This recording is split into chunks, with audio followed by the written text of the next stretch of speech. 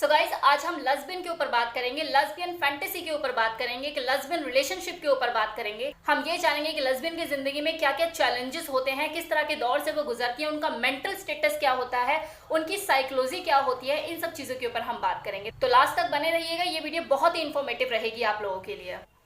वो फीमेल जो तो किसी दूसरी फीमेल से फिजिकली अट्रैक्ट होती है और उसी से ही सेक्सुअल रिलेशन बनाती है, ऐसे फीमेल को लेस्बियन कहा जाता है। बहुत से लोगों को समझ में आ गया होगा और बहुत से लोग अभी भी असमंजस में होंगे। तो डियर, बिल्कुल वैसे ही अट्रैक्शन की बात है जैसे एक लड़का किसी लड़की के लिए अट्रैक्शन फील करता है।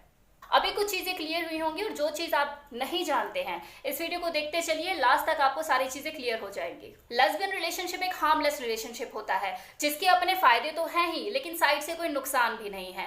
अगर इसकी हिस्ट्री की बात करें तो जब से सृष्टि है तब से इसकी हिस्ट्री है। तो इस तरह से देखा जाए तो ये कोई नई चीज नहीं है, लेकिन यह अनकॉमन जरूर है।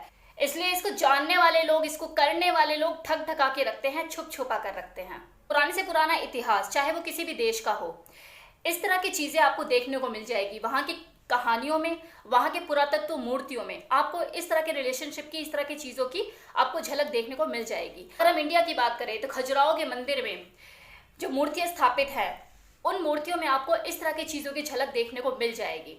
इसी तरह से कामसूत्र जो कि इंडिया में रचा गया, उसमें भी एरोटिक होमोसेक्सुअल रिलेशनशिप के बारे में विस्तार से बताया गया है। अब बात उठती है कि जो हम लेस्बियन के ऊपर बात कर रहे हैं, ये लेस्बियन रिलेशनशिप ये नेचुरल है या अननेचुरल है। तो डियर, ये बिल्कुल नेचुरल चीज है। विकिपीडिया भी ये कहता है कि ऋग्वेद में ये मेंशन किया गया है कि जो चीज अननेचुरल लगती है वो भी नेचुरल ही होती है। फॉर एग्जाम्पल, जितने भी आविष्कार हुए हैं, लाइक इलेक्ट्रिसिटी, कंप्यूटर्स, ऑनलाइन हम लोग जो ये खेल रहे हैं, कुदरत ने हमें ये चीजें नहीं दी, लेकिन इन चीजों को बनाने में इंसान ने नेचर का इस्तेमाल किया है। लाइक जब उसने इलेक्ट्रिसिटी का आविष्कार किया, इलेक्ट्रिसिटी बनाई, तो उसने नेचर के पानी को यूज किया।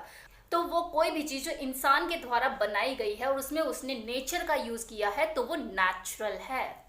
तो इंसान के द्वारा किया गया कोई भी एक्ट जिसमें नेचर यूज किया गया है, तो वो नेचुरल हो जाता है। अब यहाँ पे आप एक चीज समझने की कोशिश कीजिएगा, इंसान जो है वो नेचर की देन है और इंसान को हम लोगों ने बाइफरकेट किया हुआ है कि ये मेल है, ये फीमेल है, ये ट्रांसजेंडर है और ये गे है।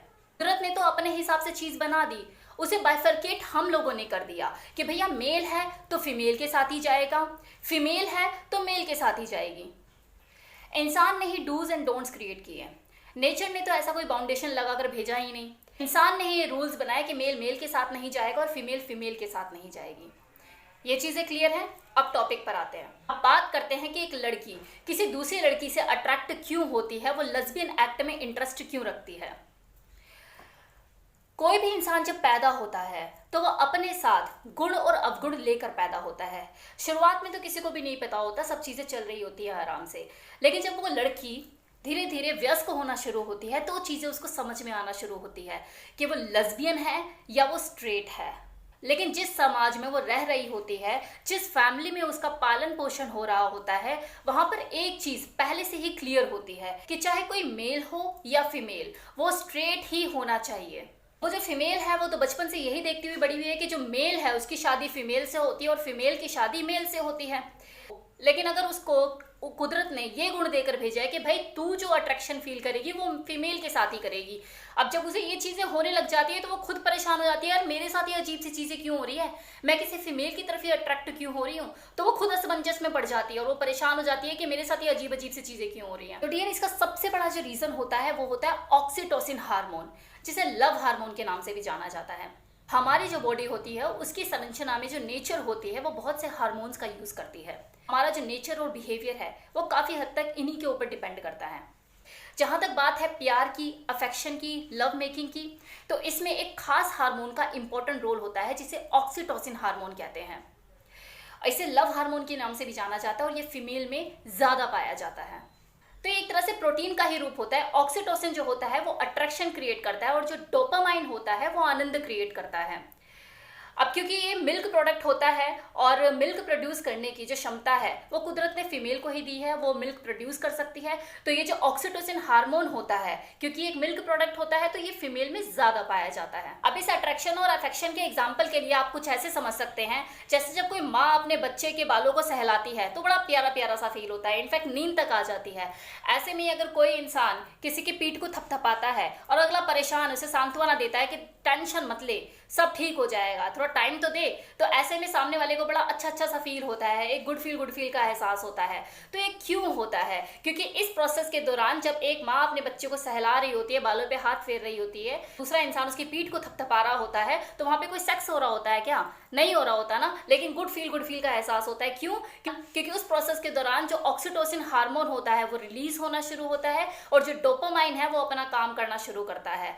तो इससे क्या होता है? आपको आनंद फील होता है, आपको गुड फील का एहसास होता है। अब वो बालों को सहलाने वाला या आपकी पीठ को सहलाने वाला चाहे मेल हो या फीमेल, इससे कोई फर्क नहीं पड़ता, वो आनंद फील करता ही करता है। अब क्योंकि ये जो ऑक्सीटोसिन है ये एक तरह का मिल्क प्रोडक्ट है और मिल्क प्रोड्यूस करने की जो क्षमता है वो फीमेल को ही मिली है, तो इस वजह से मेल के कंपैरिजन में फीमेल के अंदर ये जो ऑक्सीटोसिन हार्मोन है ज्यादा बनता है।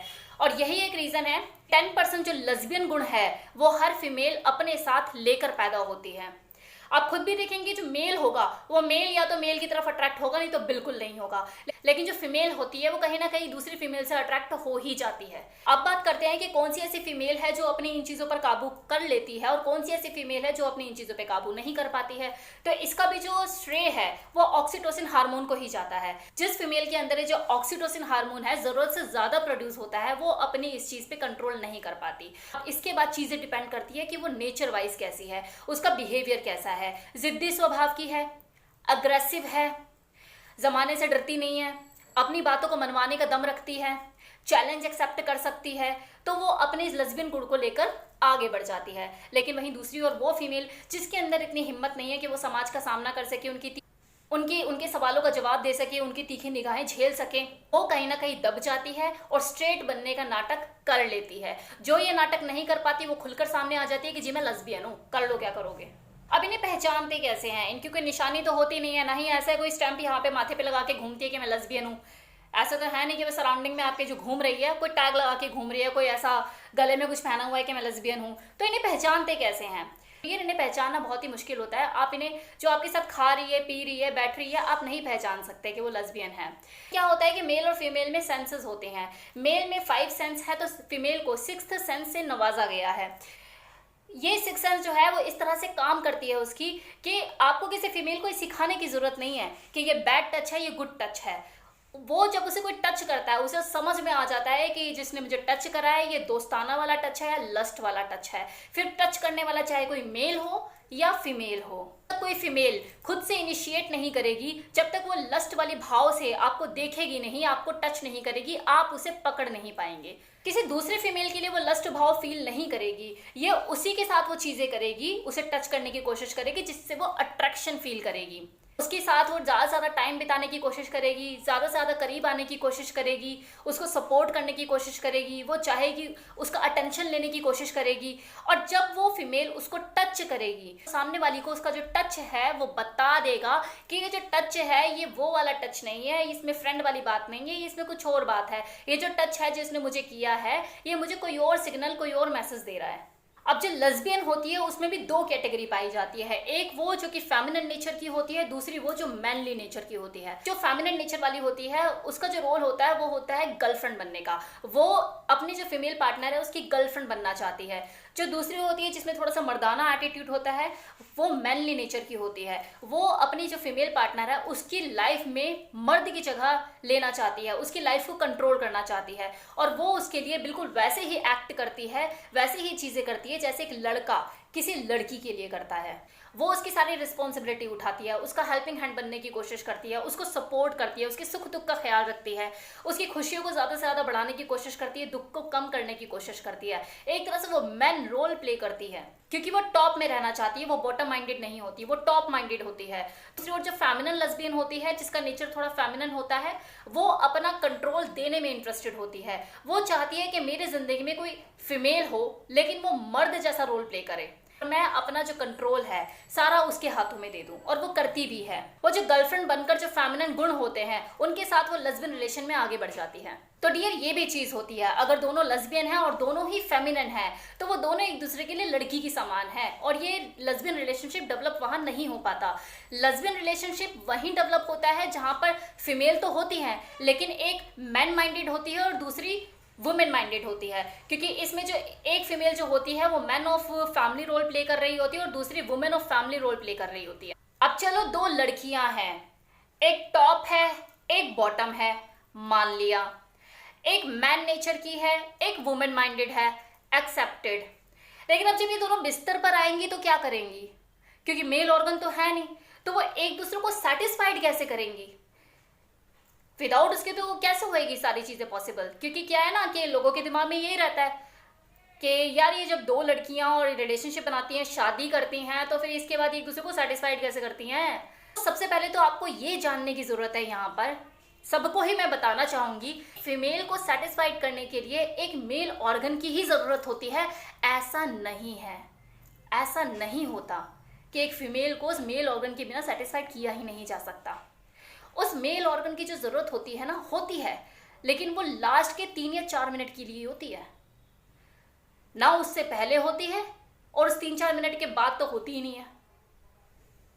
एक फीमेल की बॉडी को तृप्त करने के लिए एक्टिविटी की जरूरत होती है, प्यार की जरूरत होती है, फीलिंग की जरूरत होती है, अफेक्शन की जरूरत होती है, इमोशंस की जरूरत होती है, सेंसुअलिटी की जरूरत होती है, मैनहुड की जरूरत होती है, लेकिन लास्ट में वही 3 से 4 मिनट। तो ऐसे में अगर आप नाइट लॉन्ग प्ले कर रहे हो तो भी कोई फर्क नहीं पड़ता। ये जो शरीर है ये सुख भोगने की चीज है, तो ऐसा नहीं है कि ऑर्गेज्म तक पहुंचने के लिए आपको उस मेल ऑर्गन की जरूरत पड़ेगी ही पड़ेगी। हाँ, लेकिन अगर उन्हें कभी ऐसी जरूरत लगती है तो मार्केट में सिलिकॉन से बने हुए कितनी चीजें हैं, वो उन चीजों का इस्तेमाल कर लेती हैं। वो जो भी चीजें करती है बेस्ट करती हैं, क्योंकि दोनों ही फीमेल है, दोनों ही जानती है फीमेल बॉडी की रिक्वायरमेंट क्या होती है, कितना प्रेशर होना चाहिए, कहाँ टच होना चाहिए, किस बॉडी पार्ट में सेंसुअलिटी क्रिएट की जा सकती है और कितनी क्रिएट की जा सकती है, कैसे क्रिएट की जा सकती है, किस बॉडी पार्ट से खेला जा सकता है, कैसे खेला जा सकता है, कैसा टच होना चाहिए। यहाँ पर वही बात आ जाती है कि अपने दिल से पूछिए पराये दिल का हाल। पर क्योंकि दोनों फीमेल है, दोनों ही जानती है कि उस फीमेल की क्या रिक्वायरमेंट हो सकती है, क्योंकि मैं भी तो फीमेल ही हूँ। मेल जो होता है वो हमेशा मर्दानगी के हिसाब से चीजें करता है। अभी जरूरी तो नहीं है ना उसकी पार्टनर जो है वो डोमिनेंट नेचर की है। अगर वो फेमिनिन नेचर की हुई तो उसे कष्ट भी होगा और वो बर्दाश्त भी नहीं करेगी, मुंह भी बनाएगी। तो ऐसे में क्या होता है, वो पार्ट ऑफ अ लाइफ समझ के चीजें कर रहे होते हैं। लेकिन वहीं जब दो फीमेल होती हैं तो वो एक दूसरे के रिक्वायरमेंट को समझकर बेहतर तरीके से चीजों को परफॉर्म करती हैं। अब बात करते हैं कि लेस्बियन की जिंदगी में चैलेंजेस क्या आते हैं, प्रॉब्लम्स क्या फेस करती है, वो उसको इश्यूज क्या आते हैं समाज में। तो डियर, जब एक लड़की ये समझ जाती है कि मैं लेस्बियन हूँ और वो डिसाइड कर लेती है कि मुझे अब इसी आइडेंटिटी के साथ अपनी जिंदगी जीनी है, तो वो समाज के सामने अपनी आइडेंटिटी को डिस्क्लोज करने का फैसला लेती है, तो वहां से उसकी जिंदगी में चैलेंजेस शुरू होते हैं, क्योंकि जो समाज होता है वो उसकी आइडेंटिटी को एक्सेप्ट करने के लिए तैयार नहीं होता। तो सबसे पहले जो उसकी मम्मी होती है वो उसके पीछे पीछे चप्पल लेकर दौड़ती है, जो बाप होता है वो सर पकड़ के बैठ जाता है, जो भाई होता है वो गंदा सा मुंह बनाता है। फिर उसके बाद शुरू होता है तांत्रिकों का दौर, झाड़ फूस कराना कि मेरी बेटी के ऊपर कोई आल बला भूत बला उसका प्रभाव पड़ गया है। साइकोलॉजिस्ट के चक्कर लगने शुरू होते हैं कि कहीं मेरी बेटी मानसिक रूप से पीड़ित तो नहीं हो गई है। ये जो समाज क्या कहेगा, समाज क्या कहेगा, ये जो शर्मिंदगी का बोझ होता है उससे वो दबे चले जाते हैं। चेहरा लटक जाता है, कंधे झुक जाते हैं, सर 24 घंटे झुका रहता है। अगर वो सिर्फ अपनी बेटी की बातें सोच ले कि हाँ मेरी बेटी ऐसी है, तो शायद उनके कंधों पे इतना वजन ना आए। लेकिन दिक्कत किस बात की होती है कि वो जिसको जानते हैं उसका, जिसको नहीं जानते उसका, हर किसी का सवाल अपने कंधों पे उठा लेते हैं और झुक जाते हैं। उन्हें अपने कंधों पे, अपने दिमाग पर पूरे ब्रह्मांड के सवाल का बोझ लेना मंजूर होता है, लेकिन अपनी बेटी के जवाब को लेना मंजूर नहीं होता कि उसकी जो बेटी है वो लेस्बियन है। जान गया है, जो जानेगा, जो अब जान जाएगा, जो कल जान जाएगा, जो आने वाले टाइम में जानेगा, वो क्या कहेगा, इसी सोच को ले लेकर वो अपने दबे चले जाते हैं। तो चलो ये तो बात थी फैमिली की। अब थोड़ा सा और बाहर निकलते हैं, उसके दोस्तों तक पहुंचते हैं। तो जो उसके दोस्त होते हैं, जब उनको पता लगता है कि वो लेस्बियन है, वो अपनी आइडेंटिटी डिस्क्लोज कर देती है कि मैं लेस्बियन हूँ, तो इसके बाद उसके दोस्त भी उसे नेग्लेक्ट करना शुरू करते हैं, उसे अवॉइड करना शुरू करते हैं। वो दोस्त जो कभी उसके साथ मूवी देखा करते थे, लंच किया करते थे, लंच शेयर किया करते थे, वो उसको झटकना शुरू करते हैं। अचानक से जो उसके दोस्त होते हैं वो उसको ऐसी नज़र से देखने लग जाते हैं जैसे उसके सींग निकल आए हैं, उसके नाखून लंबे हो चुके हैं और उसकी पूंछ निकल आई है, और वो अभी के अभी उनको पकड़ के उनका खून पी जाएगी। भाई उसका भी अपना क्रश है, उसके लिए भी धरती पे 4-5 लड़के अवेलेबल है जिसकी तरफ वो अट्रैक्शन फील करेगी। तो डियर, लेस्बियन होने का मतलब ये नहीं कि वो दुनिया की हर लड़की के साथ अटेम्प्ट करेगी, वो उसी के साथ करेगी जिसके लिए वो कुछ फील करेगी। लेकिन जो उसके दोस्त होते हैं वो इस चीज़ को समझते नहीं है, वो इसे अवॉइड करना शुरू कर देंगे, नेग्लेक्ट करना शुरू करेंगे, ये सोच कर कि यार मैं इसके साथ रहूंगी तो मेरे साथ भी अटेम्प्ट लेने की कोशिश करेगी, या फिर दुनिया यही सोचेगी कि मैं भी ऐसी ही हूँ। तो वहाँ फैमिली की तरफ से तो रूड बिहेव, लेकिन वहीं दूसरी ओर दोस्त भी उसके दुश्मन बन जाते हैं। वो भी ऐसे दुश्मन जो बोलेंगे कुछ नहीं, लेकिन अपनी एक्टिविटी से बार बार उसे ये एहसास कराते रहेंगे कि तू लेस्बियन है, तू लेस्बियन है, तू लेस्बियन है। अब बात जब थोड़ा और बाहर जाती है तो वो लोग जिन्हें वो जानती भी नहीं है, जब उन्हें पता लगता है कि हाँ ये लेस्बियन है, तो अगला अपने बाप का खा के बात इसके बारे में करेगा कि देखो जो सामने बगल से जा रही है ना, वो जो उधर से गई जिसने वो कपड़े पहने हुए हैं वो लेस्बियन है।